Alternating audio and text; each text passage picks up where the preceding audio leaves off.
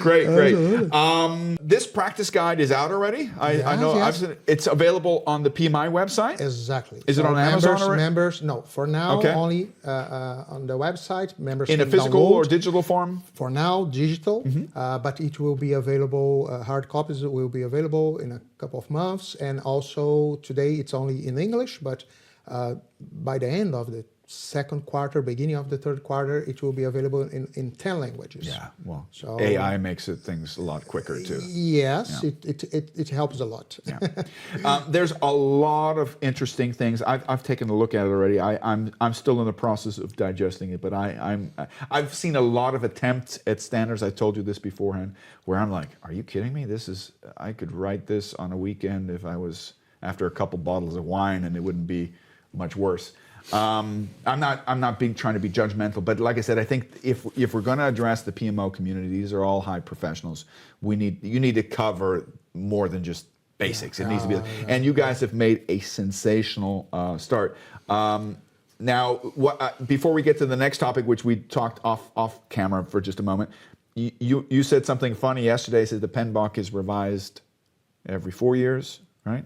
True, and our plan is to update this material every year. Yeah. You know? So you said you don't want to do it as complex as PMI does, and that's why you're doing it every year. Which is like, it's not easy, but we are trying. Is it through the digital process that you want to do that? Yeah. Actually, there are some difficulties, and for example, if we start to provide hard copies, and every year you have something new, it's a little difficult, Logistic thing, So and even translations, so everything becomes a little difficult.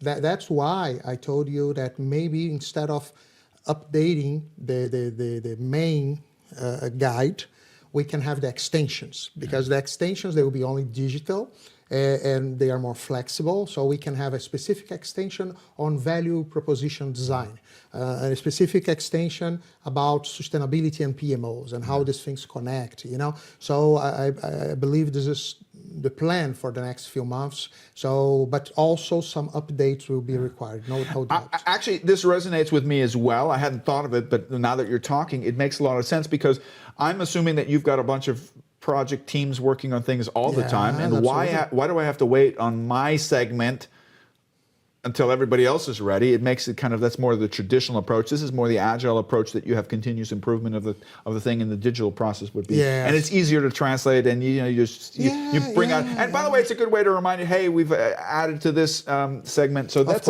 feasible. It's a great idea. Of course, PMI is always very concerned about the quality, so we are talking about an official guide, so we need to, we cannot rely on AI, for example, only to translate. No, you never can. Yeah, so it's a little, it's more complicated than I would love that it could be, but anyway, we can be much more agile in this process. I think that's a good approach.